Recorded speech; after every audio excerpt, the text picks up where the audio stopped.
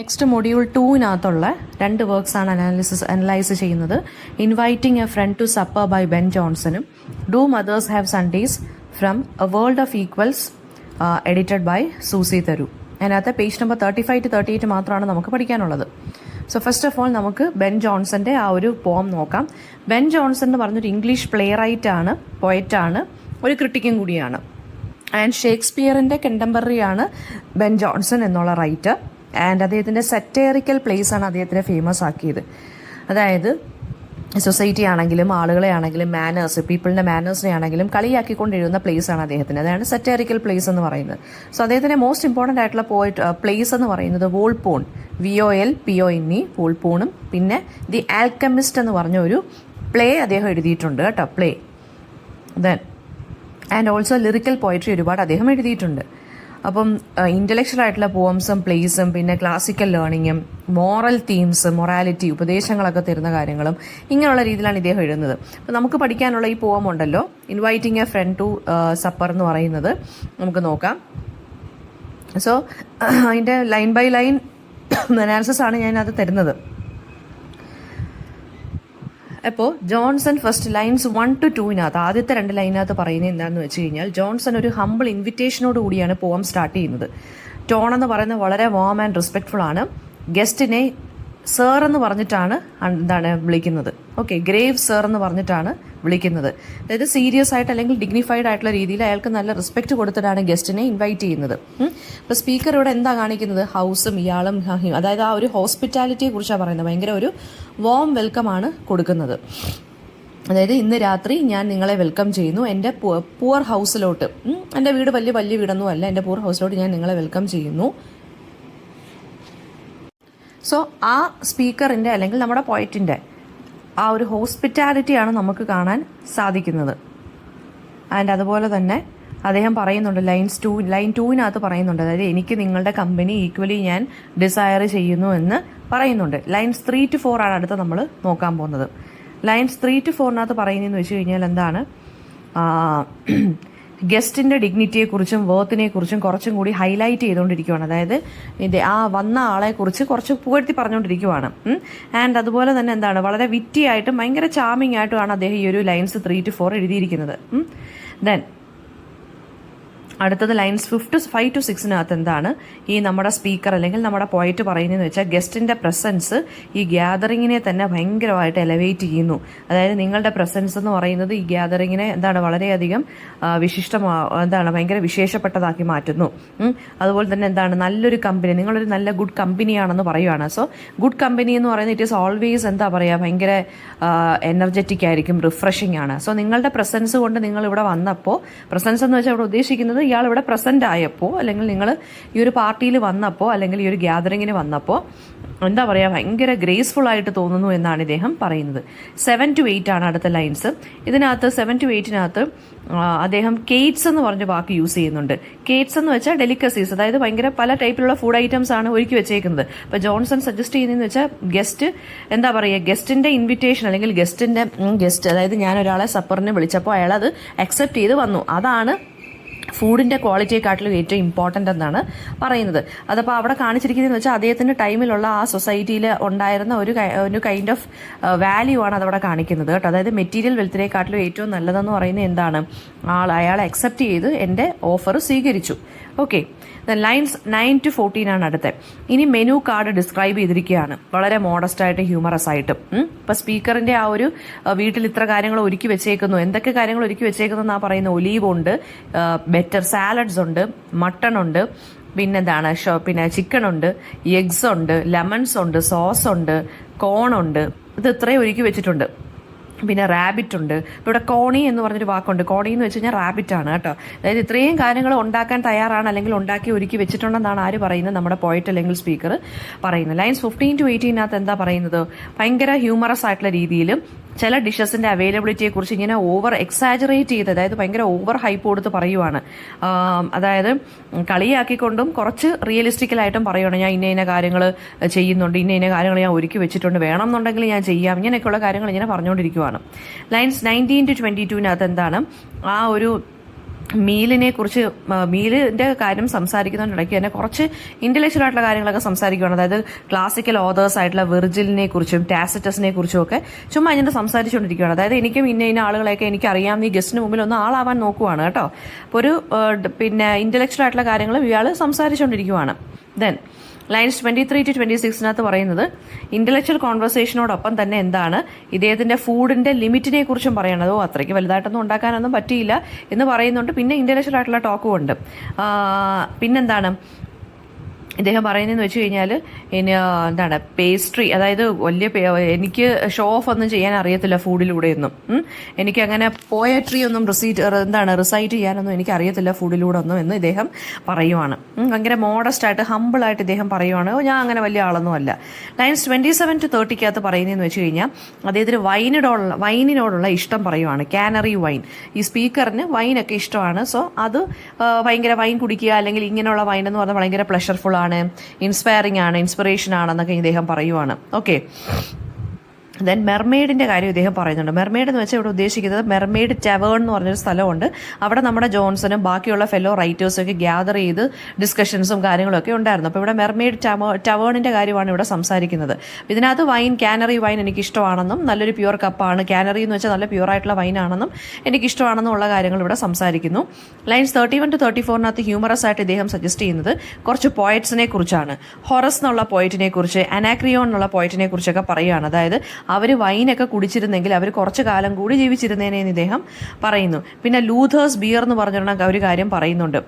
ലൂഥേഴ്സ് ബിയറും അതുപോലെ തന്നെ ഈ കാനറി വൈനും തമ്മിൽ കമ്പയർ ചെയ്യുന്നു. ലൂഥേഴ്സ് ബിയർ എന്ന് പറയുന്നത് എന്താണ്, പിന്നെ ഭയങ്കര ഡള്ളായിട്ടുള്ളൊരു ബെവറേജ് ആണ്. പക്ഷേ കാനറി വൈൻ ഭയങ്കര ഡിവൈൻ ആണെന്നാണ് ഇദ്ദേഹം പറയുന്നത്. ലൈൻ 35 to 40 സ്പീക്കർ പ്രോമിസ് ചെയ്യുവാണ്. അതായത് ഗോസിപ്പും ഹാംഫുൾ കോൺവെർസേഷൻസ് ഒന്നും നമുക്ക് വേണ്ട, നമുക്ക് നല്ല ഗുഡ് കമ്പനിയാണ് എനിക്ക് ആവശ്യം. ഫ്രണ്ട്ഷിപ്പിനെ കുറച്ചും കൂടി ഇതായിട്ട് പറയുവാണ് കേട്ടോ.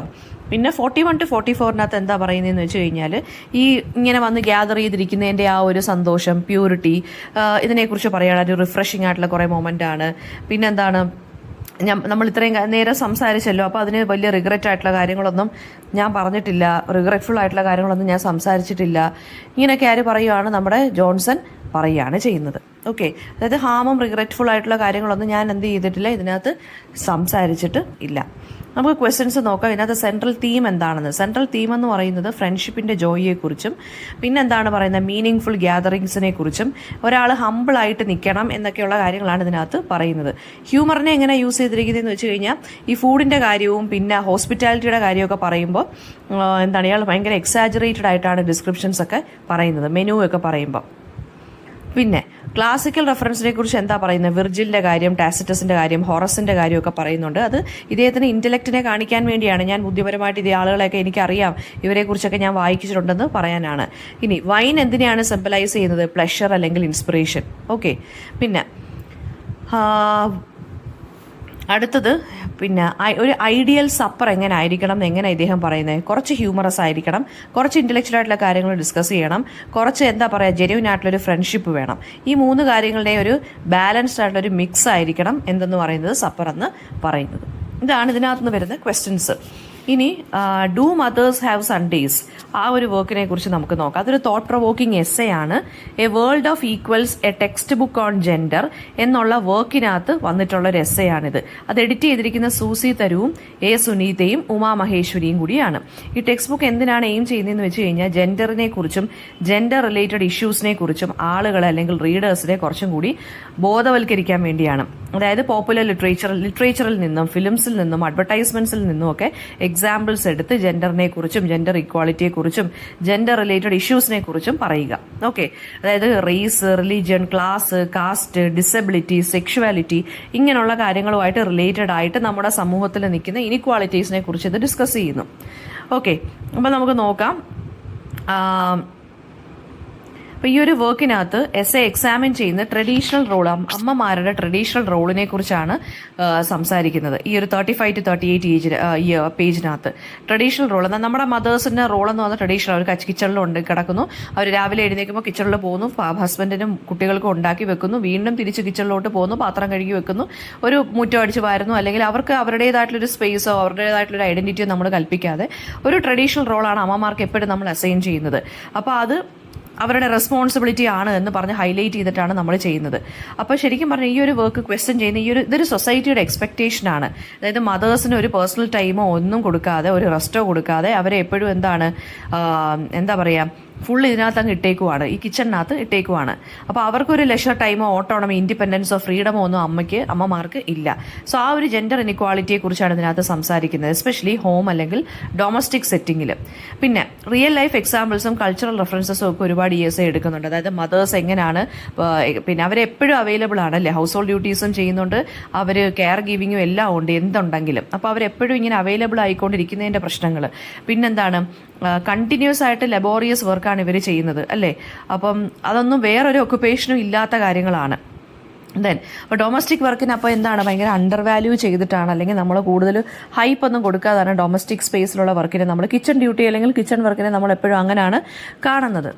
ഈ ഒരു എസ്സേ എൻകറേജ് ചെയ്യുന്നത് റീഡേഴ്സിന് അതെന്താണ്, ഈ ഡൊമസ്റ്റിക് റെസ്പോൺസിബിലിറ്റീസ് എപ്പോഴും ഡിസ്ട്രിബ്യൂട്ട് ചെയ്ത് എല്ലാ ഫാമിലി മെമ്പേഴ്സും കൂടി ചെയ്യുക. ഹൗസ് ഹോൾഡ് ലേബർ എന്ന് പറയുന്നത് എന്താണ്, ഈക്വൽ ആയിട്ട് ഷെയർ ചെയ്യുക. സൊസൈറ്റി എന്ത് ചെയ്യുക, ഇങ്ങനെയുള്ള കാര്യങ്ങളെ അക്സെപ്റ്റ് ചെയ്യുക. റെസ്റ്റും പേഴ്സണൽ ടൈമും അമ്മമാർക്ക് കൊടുക്കുക. പിന്നെ വീടുകളിലുള്ള ജെൻഡർ ഡിസ്പാരിറ്റീസിനെ അല്ലെങ്കിൽ ജെൻഡർ ബേസ്ഡ് ഡിസ്ക്രിമിനേഷനെ അവോയ്ഡ് ചെയ്യുക. പിന്നെ സൂസി തരൂ എന്ന് പറയുന്നത് അവരൊരു ഹൈദരാബാദി ബേസ്ഡ് റൈറ്ററാണ്, സ്കോളറാണ് കേട്ടോ. വിമൻ സ്റ്റഡീസിലും കൾച്ചറൽ തിയറിയിലുമാണ് ഇവർ റിസർച്ച് ചെയ്യുന്നത്. സുനീത എന്ന് പറയുന്നത് ഹൈദരാബാദ് ബേസ്ഡ് ആണ്, അഗെയിൻ അവരും ജെൻഡർ സ്റ്റഡീസിലൊക്കെയാണ് ഇവർ ഇത് ചെയ്യുന്നത്.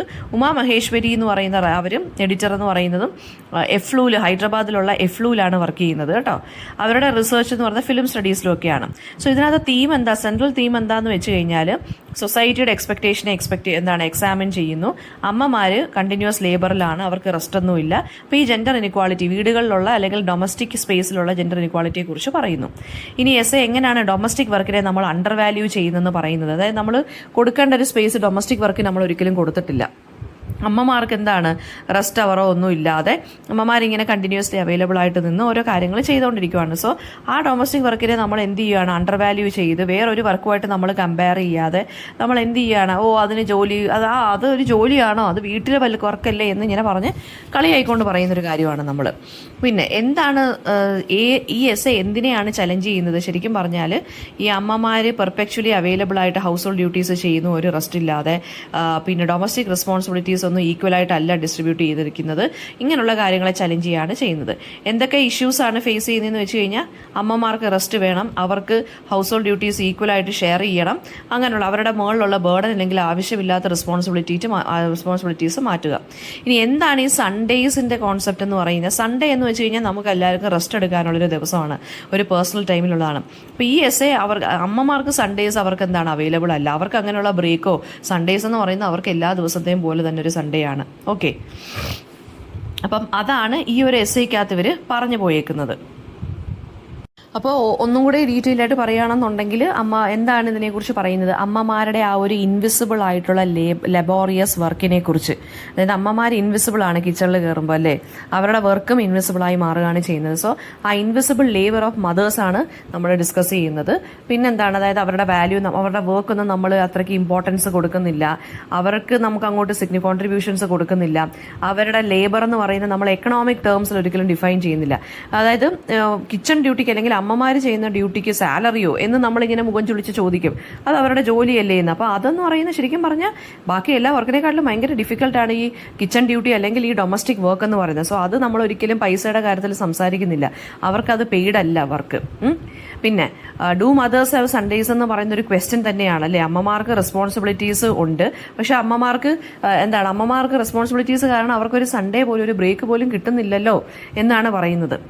പിന്നെന്താണ് ജെൻഡർ ഇനിക്വാളിറ്റി, വീടുകളിലുള്ള ജെൻഡർ ഇനിക്വാളിറ്റി.